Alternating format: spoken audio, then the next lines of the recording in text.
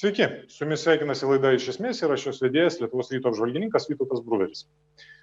Ukrainos ugnikalnis ir vėl liepsnoja. Ar ugnis pakils iki Trečiojo pasaulinio ir ką jį apšviečia? Dauguma Ukrainos ekspertų, kariškių ir politikų tikisi ir teigia, pranašauja, jog atnaujinta ugnis Ukrainos fronte ir Rusijos pajėgų telkimas jos pasieniuose yra tik viso labo spaudimo priemonė Kijevui ir net galbūt labiau Vakarams, pirmiausia, pagaliau legalizuoti Ukrainos sudėtyje okupuotas Donbaso teritorijas, dėl kurių vis dar vyksta karas Donbase. Esą Rusija tiesiog fiziškai neturi pajėgų greitam, pergalingam ir svarbiausia neskausmingam blitzkrygui visos Ukrainos puolimui, užėmimui ar destrukcijai, kuris be to esą visiškai sugriautų jai gyvybiškai svarbius santykius su Vakarais, priverstų pastarosius pagaliau imtis tikrai skaudžių veiksmų. Svarbiausias dalykas mano požiūriu yra tai, kad kaip ir prieš 7 metus, kai prasidėjo Krymo okupacija ir karas Ukrainoje, tie patys Vakarai, nors ir grasina Rusijai bausmėmis ir griežta reakcija galbūt griežčiau ir garsiau negu anuomet, vis dėlto iš esmės elgiasi lygiai taip pat. Laukia Rusijos veiksmų ir tikisi, vylėsi, kad Rusijos diktatorius Putinas nėra beprotis, nėra praradęs proto ir nesukels visą naikinančio ir visą apimančio gaisro, bei apsiramins bent jau vėl iki rutininio šaudymo į ukrainiečius Donbaso fronte. Na, greičiausiai lyg ir yra naujosios JAV administracijos politika, tačiau ir ji toli gražu nėra visiškai konkreti, aiški ir vienaprasmė. JAV prezidentas Bidenas sutiko, kad Putinas yra žudikas, po to pats pakvietė jį susitikti pokalbį akis į akį apie pasaulio tvarką ir dvišalius santykius. Šiam dar neatsakius išsiuntė iš Amerikos pulkelį JAV diplomatų ir paskelbė netgi lengvas tam tikras ekonominės sankcijas, apsunkindamas Rusijos galimybės skolintis. Tačiau čia pat vėl paragino susitaikyti ir net atšaukė savo karo laivų anksčiau anonsuotą įvedimą į Juodąją jūrą. Tuo tarpu vakarų Europą savaime suprantama apsiriboja kol kas tik griežtais pareiškimais, o vilčių, kad jie virs ir naujomis bei tikrai rimtomis Rusiją stabdančiomis ir stingdančiomis sankcijomis labai nedaug, jeigu nesakyti, kad jų visai nėra. Tad ir vėl keliame 7 metų senumo klausimą, 7 metų senumo bent jau Ukrainos karo ir krizės kontekste. O kur ne reaktyvi, o proaktyvi Rusijos režimo spaudimo griežčiausiomis sankcijomis politika. Juk jos nebuvimas ir privedė prie eilinės šios krizės. Jei tos reakcijos ir politikos nebus ir toliau, ir jei ši krizė nesibaigs globalinių gaisrų šį kartą, tai neišvengiamai sulauksime naujos, kad dar net rimtesnis krizės. Nes juk Ukrainos sunaikinimas dar labiau gyvybiškai svarbesnis Rusijos diktatūros tikslas, nei nesudeginti tiltai su Vakarais. Kągi, apie visą tai ir kitus dalykus pasišnekėsime iš ukrainietiškosios perspektyvos, su dviem pašnekovais iš priekinių Ukrainos fronto, Ukrainos karo pozicijų. Tai mano kolega, karo žurnalistu Jevgenu Nazarenko ir Ukrainos užsienio reikalų ministru Dmitro Kuleba. Pradžioje pasišnekėsime su mano kolega, kuris pastarąsias 2 savaitės, kaip ir pastarosius 7 metus, vėl gyvena Ukrainos kare, priekinėse fronto линиose, ланкидамasi įvairiose фронто ложусе. Последние 2 недели почти каждый день, насколько я понял, на фронте, выезды на фронт, на передовой, на Донбассе, в разных местах, с разными частями воинскими встречаешься, наблюдаешь обстановку. Как бы ты оценил всю теперь динамику военную, да, ситуацию? Обстрелы, какие обстрелы, какая интенсивность огня, она как-то отличается, имеет какую-то, какую-то специфику по сравнению с теми бывшими перемириями, которые были тоже нарушены и провалились? На самом деле, в связи с тем, что Владимир Зеленский объявил мирный план и объявил перемирие, достаточно, которое долго длилось, и на моей практике перемирие обычно у нас так долго не длятся, обычно этот счет идет на неделю, на 2, а его перемирие прошлогоднее, когда он объявил, продлилось несколько месяцев, то, конечно, интенсивность обстрелов значительно выросла, потому что оккупанты сейчас начали стрелять и артиллерией, и танки уже применяют, и в том числе они применяют запрещенное вооружение Оттавской конвенции мины ПОМ-2. Украина подписала эту конвенцию и все эти мины уничтожила, Россия не подписала, поэтому несложно догадаться, откуда эти мины взялись у, так сказать, сепаратистов Донбасса. Они сейчас ими закидывают практически все горловское направление, наши военные их находили практически везде, в том числе в мирных кварталах, где живут цивильные люди. Один военный наш уже погиб, к сожалению, во время подрыва на этой мине. Но если оценивать в целом интенсивность боев, которые есть последние 2 недели, и сравнивать с другими периодами аналогичных так называемых обострений минувших годов, то я не могу сказать, что сейчас происходит что-то экстраординарное. Ну, да, война идет, да, обстрелы увеличились, да, у нас сейчас увеличилось количество жертв, есть погибшие и раненые, это, конечно, все очень прискорбно, но в прошлые, если мы не берем период 14-15 года активной войны, а уже такой вот окопной российско-украинской войны, то я бы не сказал, что это обострение, оно чем-то сильно принципиально отличается от обострений, которые возникают на украинско-российской войне каждый год стабильно раз-два, а то и больше. Ничего такого нету. То есть были обострения на моей памяти, которые я снимал и в прошлые года, намного больше, чем сейчас. Но если, опять же, сравнивать с тем, что было намного тише, то сейчас стало намного громче. Ну, вот тут есть этот контекст, да, что вот Россия собирает эти войска, угрожает, уничтожит Украиной почти по всему периметру страны, собирается все большее количество российских войск. Это как-то на самой передовой, на самом фронте чувствуется? Это как-нибудь и отражается на, не знаю, на атмосфере всей, на настроениях украинских бойцов, украинских частей, как их вообще, так сказать, самочувствие в свете всей этой всего этого напряжения? Ну, безусловно, наши военные, у них есть интернет, они читают эти новости, они видят то, что Россия стягивает свои войска под наши границы. Никакой растерянности с этим нету, сказать, что это как-то отражается на фронте. Ну, наши военные фиксируют, что к оккупантам на оккупированной части Донбасса к ним также подъезжает большее количество техники, тяжелой техники, танков, артиллерии. Но сказать, что это как-то отражается прямо на военной ситуации, то нету. Если говорить о моральном духе нашей армии, то за 7 лет, уже 8-й год пошел, то наши военные уже привыкли. И даже есть такое, как бы у ребят настроение, что если Россия хочет пойти в атаку полномасштабную, но пусть идет. На самом деле военные мне говорили, что мы, в принципе, сюда за этим и пришли, чтобы Россию победить. И мы уверены, что сил у нас хватит. Да и, в принципе, то, что мы сейчас видим под нашими границами, то да, там много войск, 80 тысяч только на границе, без учета Крыма. В Крыму количество вооруженных сил Российской Федерации посчитать, наверное, даже очень сложно, потому что там есть уже устоявшиеся военные части, там есть новейшее вооружение, вот эти все С-300, С-400.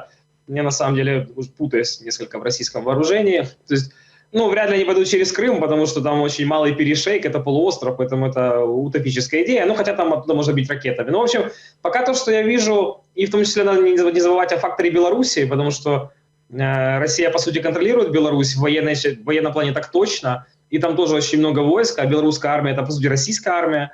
То есть тут не надо никаких питать иллюзий по этому поводу. Как бы она ни называлась, там все командование назначается из Кремля. То есть, ну, пока этого количества войск я не вижу, что было бы достаточно для оккупации Украины, потому что у нас армия 250 тысяч человек, это только действующая армия.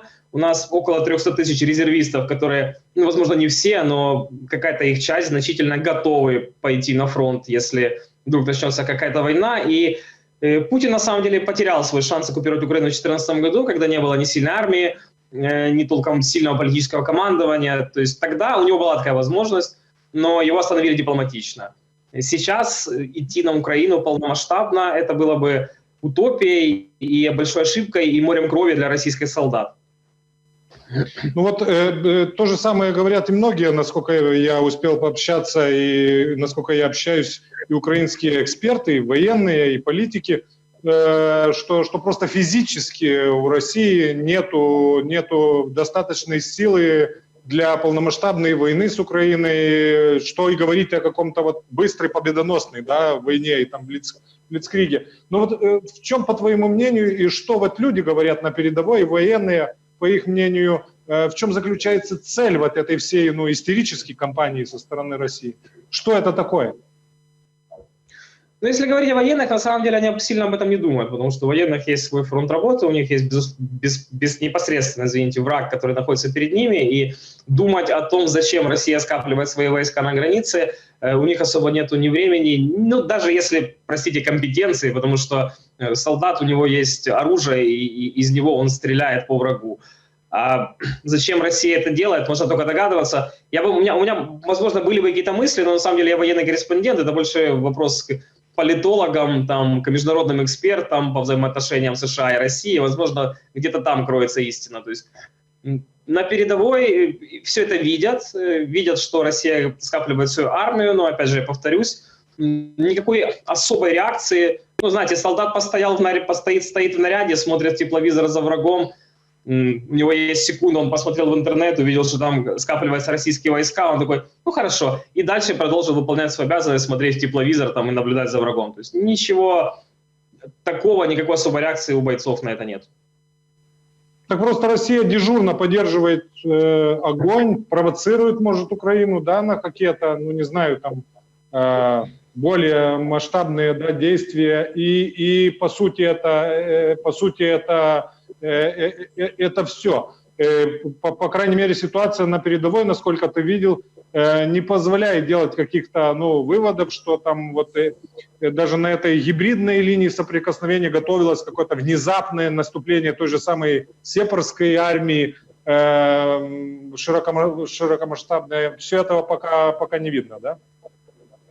Этого пока не видно, но есть, вот у меня такое наблюдение, общавшись с бойцами, что, естественно, полномасштабного наступления и подготовки к нему пока не видно, но есть такая вероятность, что Россия готовит какую-то провокацию. То есть они готовят какую-то сакральную жертву, которая может быть стать поводом для агрессии. Например, на Горловском направлении напротив 10-й нашей бригады стоят, ну, кто-то там из оккупантов, мы там не считаем их батальоны, в общем, они заняли водонасосную станцию, которая должна быть в серой зоне по Минским договоренностям, потому что это цивильный объект, он обеспечивает водой 3 города, Горловку оккупированную и подконтрольную нам Торецк и Мариуполь.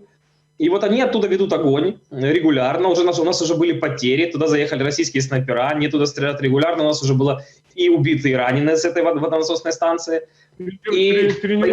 Тренируются спецуры России, да? Я не буду утверждать, но есть такие данные, стреляют очень хорошо, стреляют очень точно, и оружие хорошее. Там уже можем сделать выводы, ну, вряд ли донбасские трактористы, шахтеры там могли научиться так стрелять. Хотя, на самом деле, 7 лет войны всякое может быть. Но они провоцируют наших военных на ответный огонь. Если наши откроют огонь, а наши говорят, мы готовы, мы можем уничтожить прямо вот сейчас эту водонасосную станцию вместе со всем ее русским содержимым в плане солдат. Но лишаться воды 3 города. И вот такие провокации сейчас происходят по всей линии фронта. Вот русские ищут, где бы нас вытащить на провокацию, чтобы потом нас обвинить во всех смертных грехах, там, в геноциде, в каком-то там геологическом, географическом, то есть гуманитарной катастрофе. И, возможно, из-за этого начать какие-то действия. Но это все пока то, что есть. В плане каких-то наступательных активностей мы этого не наблюдаем. Насколько это долго? Последний такой философский вопрос. Это вот такая вот война. Вся война, в принципе, российско-украинская? Да. Ты знаешь, мне иногда задают этот вопрос, я не знаю, что на него отвечать на самом деле. Пока я не вижу возможности ее закончить. То есть у Украины нету сил, к сожалению, освободить эту территорию военным путем. Ну и военным путем нам не разрешат международные организации этого делать, потому что прольется море крови, жертвы среди цивильного населения, разрушенные города. Ну, как бы мы же не можем послать там, ООН там, и всех наших союзников, которые нас поддерживают. Поэтому военным путем этого сделать не можем. Возможности, что оттуда уйдет Россия, пока тоже нету. Путин будет держать до последнего эту оккупированную территорию, чтобы вытаскивать все силы из Украины и шантажировать нас. Поэтому, мне кажется, это или закончится так же внезапно, как началось, потому что в 2014 году никто представить не мог, или это очень долгая история. То есть я на самом деле, если так подытоживая, я вижу в этом всем решение проблемы сценарий Кипра, то есть договориться о введении миротворцев на линию разграничения, перестают стрелять, армии отходят, миротворцы заходят, стоят, и как Кипр мы решаем эту проблему 50-60 лет, ну вот как у них это происходит, и дипломатическим путем. На самом деле это, возможно, неприятно будет многим в Украине слышать, но мне кажется, что у нас нет плана реинтеграции этой территории. Даже если мы сейчас их вернем военным путем, что мы будем с ними делать?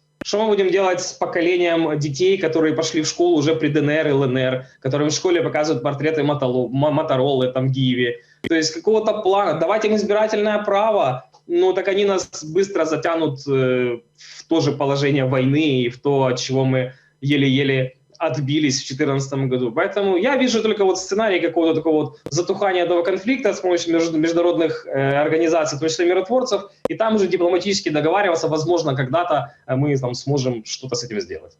Ну что, будем надеяться на это, что это все не перерастет на что-то-нибудь большее. Спасибо тебе и удачи. Ką gi, dabar turime trumpam išeiti į reklamą, po jos vėl grįšime į mūsų virtualią studiją.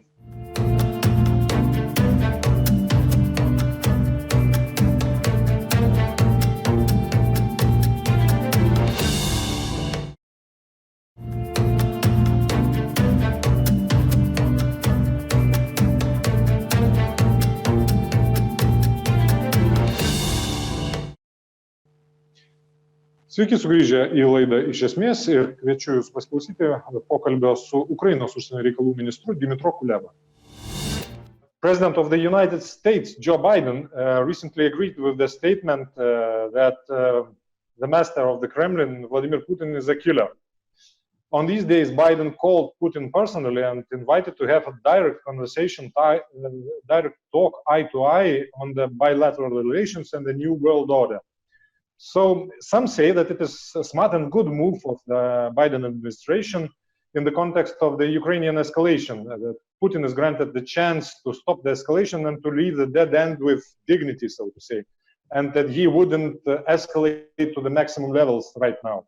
Others warn that this is a grave mistake of the Biden administration and the US leadership, and that Biden and his state secretary Blinken blinked first in this pokey game, thus encouraging Russian dictatorship even more, showing that the US and the West in general again are not ready to pick up the fight, and again granting the Russian dictatorship the leverage and the number one player status. What is your take and readout of this situation and the move of Biden administration? On the day when President Biden called President Putin, I met with Secretary of State of the United States, Antony Blinken.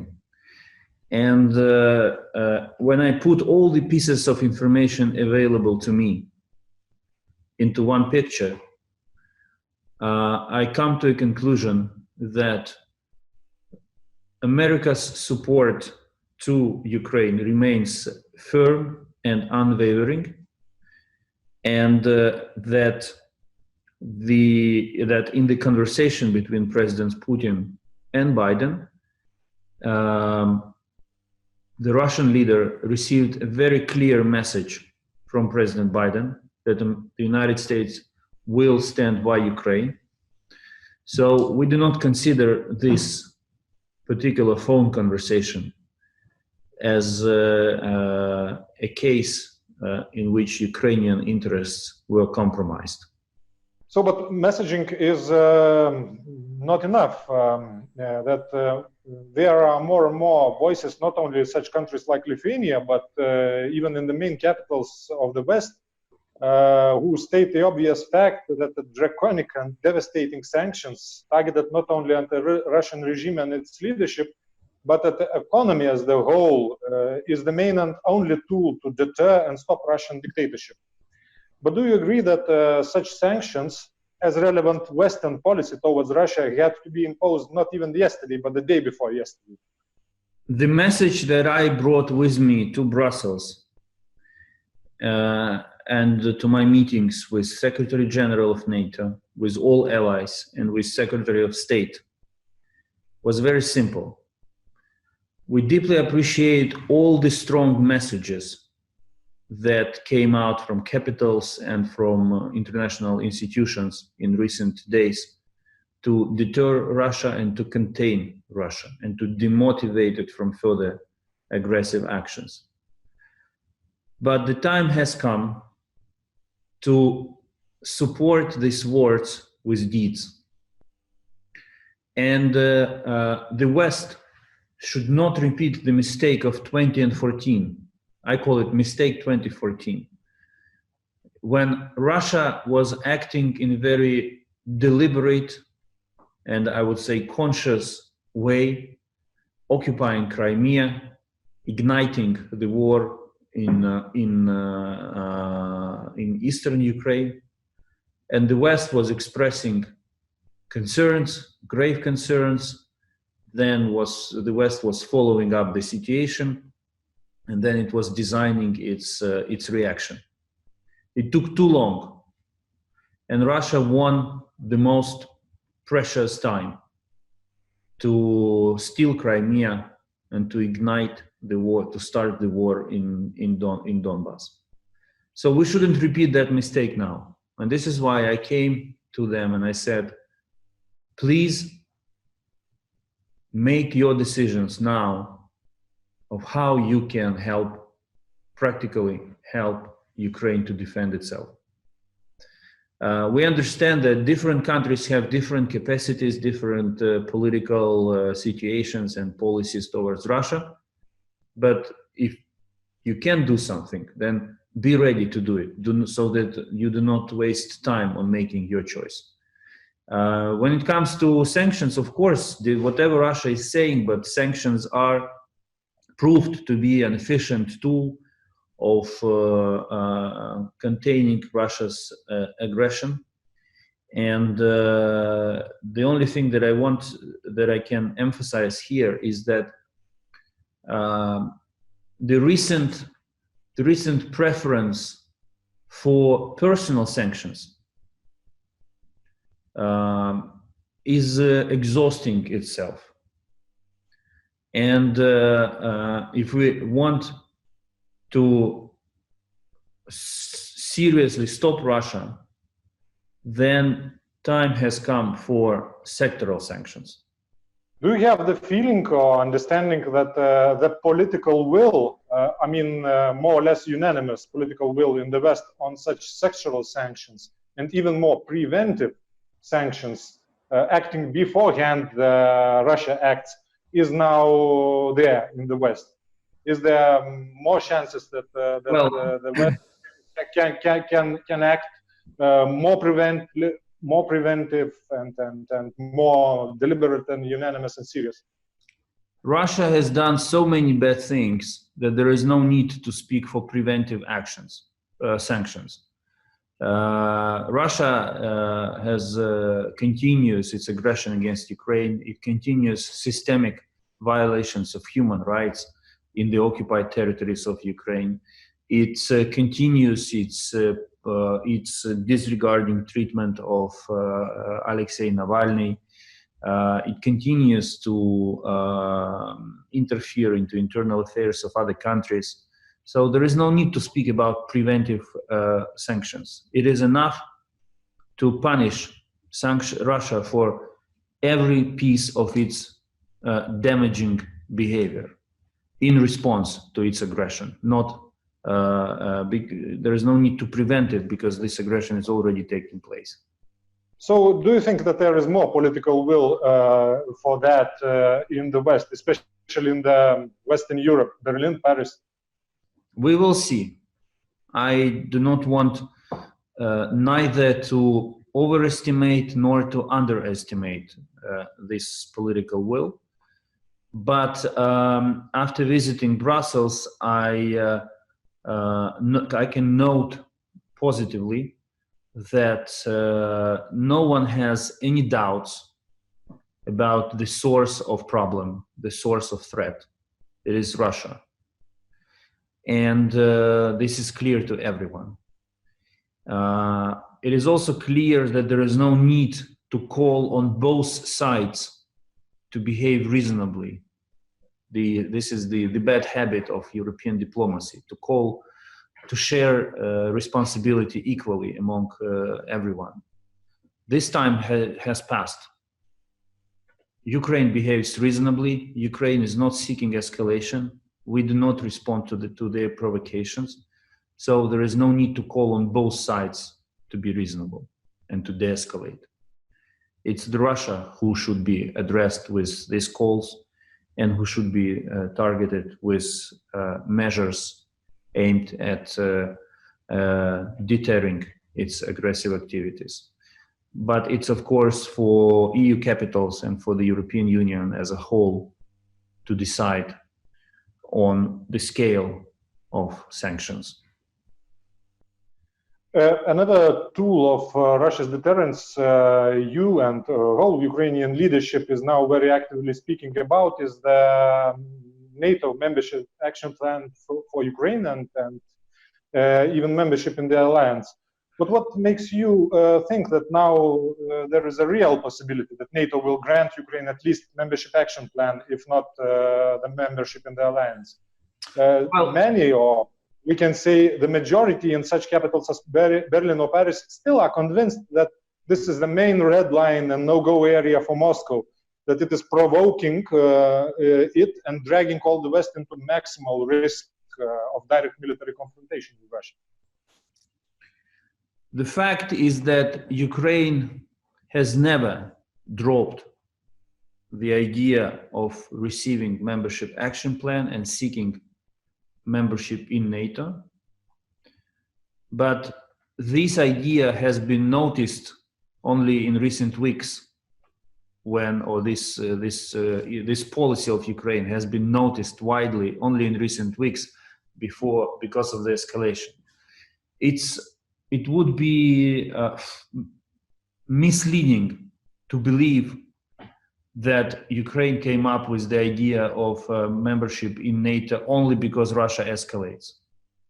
This is a multi-year, consistent policy of Ukraine, enshrined in the constitution of Ukraine, that Ukraine has to become a member of NATO.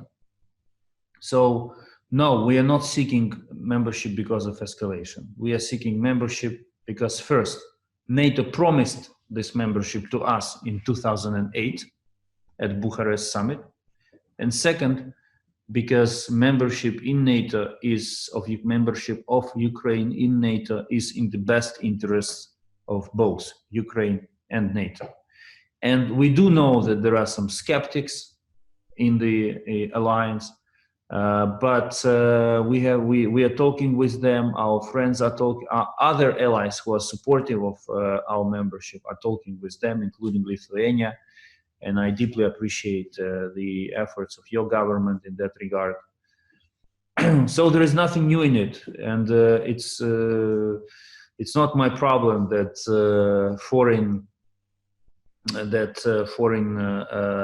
Western journalists notice this Ukrainian policy only now, and I'm not meaning you, of course, but those from more Western countries.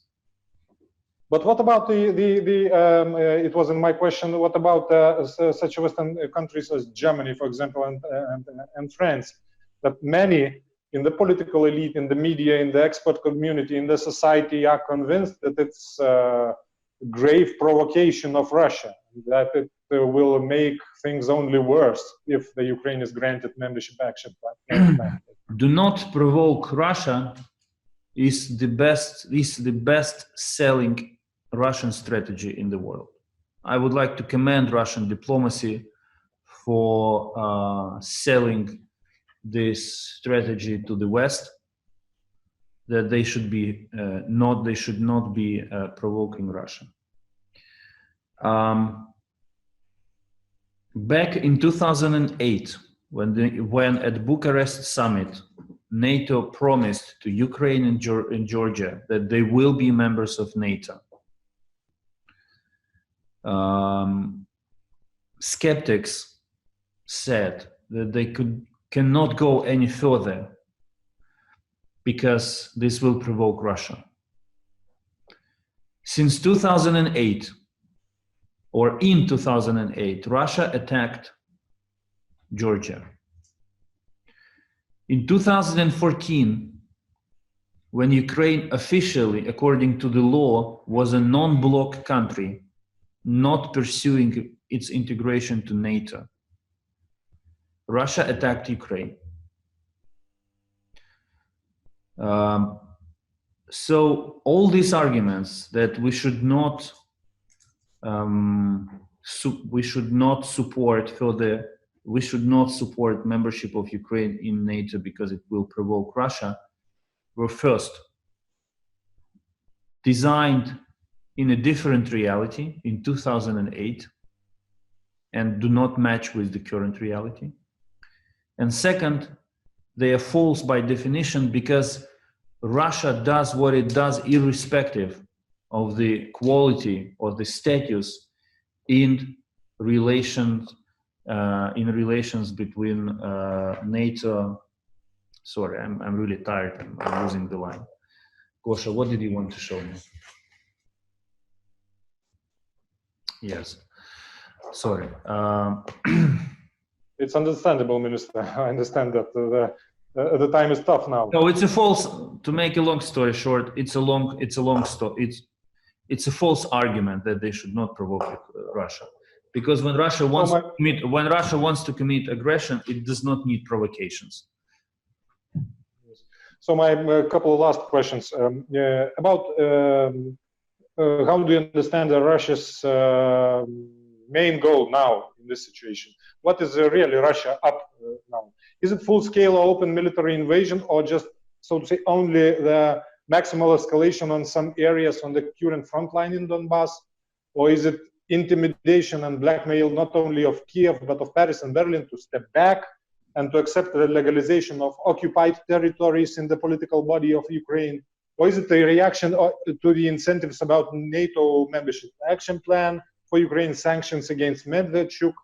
Or maybe Russia is preparing to annex, or so to say, recognize as the states occupied territories, even sending their peacekeeping forces? What's the main aim? Or maybe it's everything that you mentioned. Don't forget that this is not a World War II style conflict where everything is clear. This is the front line. These are the bad guys. These are the good guys.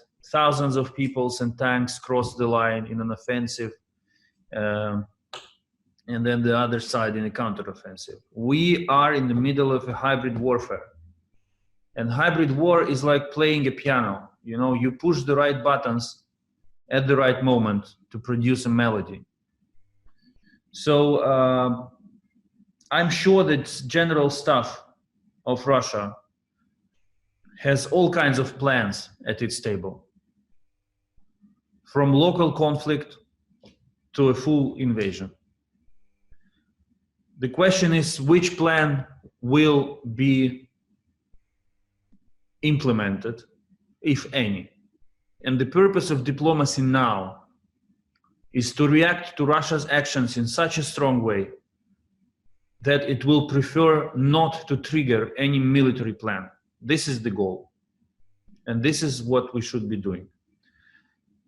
But we are certain that the escalation that is happening now aims at raising stakes in negotiations of Russia with Ukraine and the West as a whole, and strengthening Putin's positions in that process.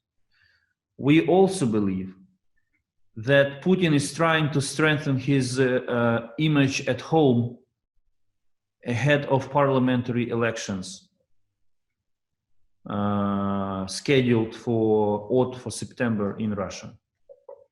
But once again, the goal is to prevent fire, not to extinguish fire. It's now, it's in this, so to say, period. But let's talk about a strategical and historical perspective, so to say. Do you agree with the notion that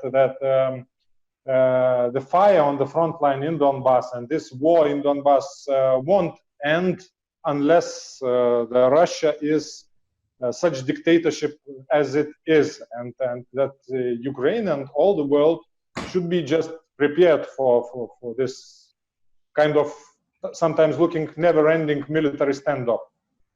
Well, I'm sorry, I had to connect to the meeting, online meeting of the cabinet. Yes.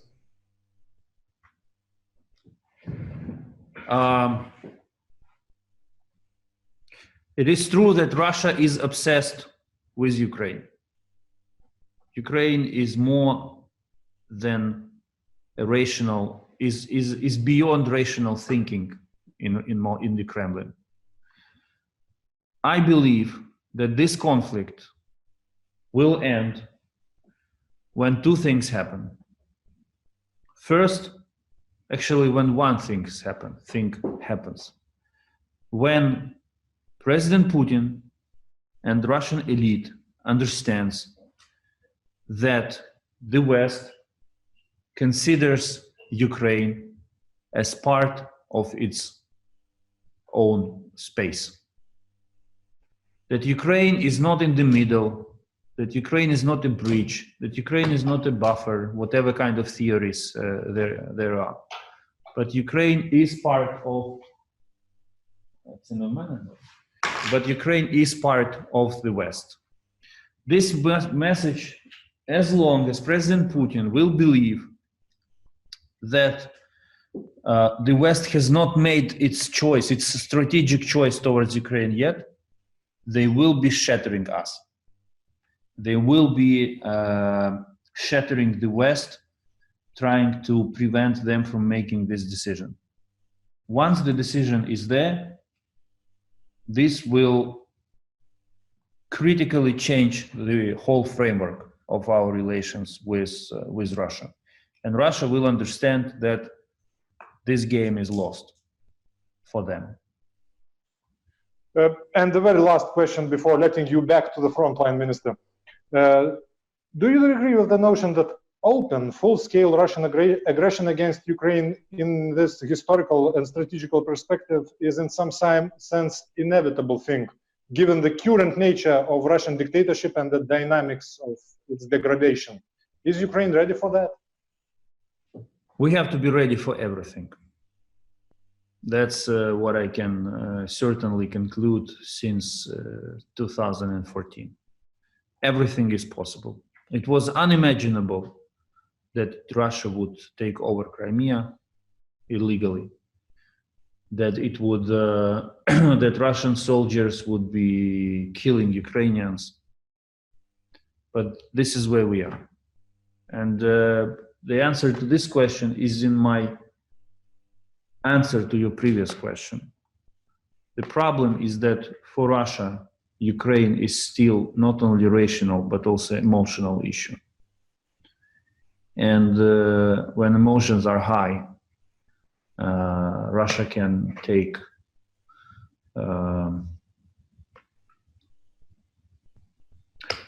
worst decisions.